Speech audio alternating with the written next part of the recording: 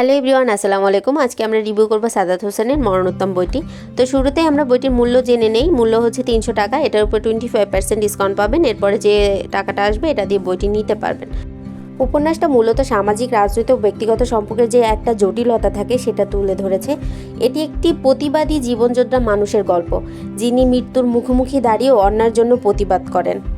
তো শুরুতেই আজিজ মাস্টার নামে একজন স্কুল টিচার, যিনি গ্রামের একটা স্কুলের শিক্ষক থাকে, তিনি তার স্কুলের একজন ছাত্রীর জন্য আন্দোলনে নামে। তো শিক্ষার্থীর নাম থাকে কোহিনূর, আর আজিজ মাস্টার দাবি করেন কোহিনূর তার মেয়ে আর তিনি কোহিনূরের বাবা। কোহিনূরের প্রতি হওয়া অন্যায়ের জন্য তিনি প্রেস ক্লাবের সামনে বসে বিচার চান আর আন্দোলনে বসেন। তিনি একটা টাইমে ঘোষণা করেন তিনি প্রেস ক্লাবের সামনে নিজের আত্মহনন করবেন যদি তার দাবি না মেনে নেওয়া হয়।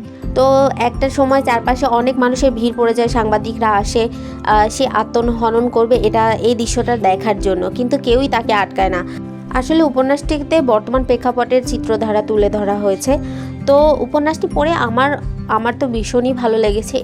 এই উপন্যাসটা সম্পর্কে অনেকের মিশ্র প্রতিক্রিয়া আছে, অনেকের কাছে ভালো লেগেছে, অনেকের কাছে ভালো লাগেনি। তবে আপনারা চাইলে বইটা পড়তে পারেন। বইটা শুরু থেকে শেষ পর্যন্তই পড়ার প্রতি একটা আগ্রহ ধরে রাখে।